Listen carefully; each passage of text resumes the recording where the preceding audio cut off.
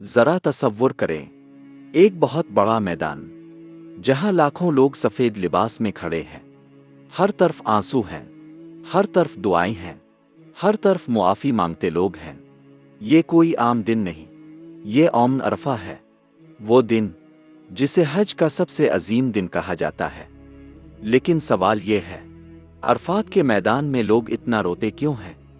دوستو، جب حاجی عرفات پہنچتے ہیں تو ان کے دل کی کیفیت بدل جاتی ہے۔ وہ سمجھ جاتے ہیں کہ آج وہ اللہ کے سامنے کھڑے ہیں، آج وہ دن ہے جب اللہ اپنے بندوں کے بہت قریب ہوتا ہے۔ رسول اللہ نے فرمایا کہ عرفہ کے دن سے زیادہ ایسا کوئی دن نہیں جس میں اللہ زیادہ لوگوں کو جہنم سے آزاد کرتا ہو۔ سوچئے، کتنی بڑی رحمت ہے۔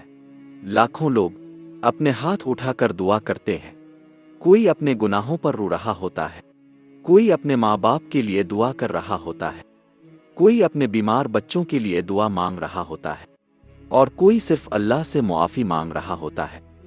دوستو، عرفات کا میدان انسان کو قیامت یاد دلاتا ہے۔ سفید لباس، لاکھوں انسان، اور ہر ایک صرف اپنے رب کے سامنے کھڑا ہے، بالکل اسی طرح جیسے قیامت کے دن انسان اللہ کے سامنے کھڑا ہوگا۔ نہ دنیا کی دولت کام آئے گی، نہ طاقت، نہ شہرت، صرف اعمال کام آئیں گے۔ اسی لیے عرفات میں لوگ رونے لگتے ہیں، انہیں اپنے گناہ یاد آ جاتے ہیں، انہیں اپنی غلطیاں یاد آ جاتی ہیں، انہیں وہ نمازیں یاد آتی ہیں جو انہوں نے چھوڑ دیں، انہیں وہ لوگ یاد آتے ہیں جن کا دل انہوں نے دکھایا، اور پھر وہ اللہ سے کہتے ہیں، اللہ ہمیں معاف فرما دے۔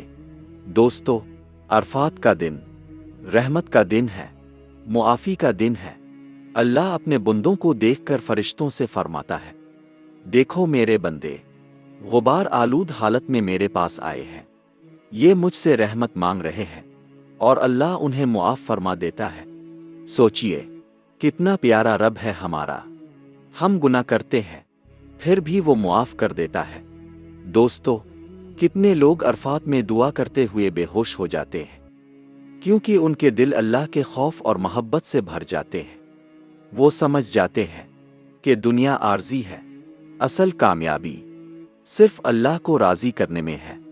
دوستو، عرفات کا دن ہمیں بھی بہت کچھ سکھاتا ہے۔ اگر ہم حج پر نہیں بھی جا سکتے تب بھی ہم اس دن روزہ رکھ سکتے ہیں، دعا کر سکتے ہیں، توبہ کر سکتے ہیں، اور اللہ سے معافی مانگ سکتے ہیں۔ رسول اللہ نے فرمایا، عرفہ کے دن کا روزہ پچھلے اور اگلے سال کے گناہوں کا کفارہ بن جاتا ہے۔ سوچئے، کتنی بڑی رحمت ہے۔ دوستو، ہمیں نہیں معلوم کہ اگلا عرفہ ہمیں نصیب ہوگا یا نہیں، اس لیے آج ہی اللہ کی طرف لوٹ آئیں، اپنی نمازیں درست کریں، قرآن سے تعلق مضبوط کریں، لوگوں کو معاف کریں، اور سچی توبہ کریں، کیونکہ ایک دن ہمیں بھی اللہ کے سامنے کھڑا ہونا ہے۔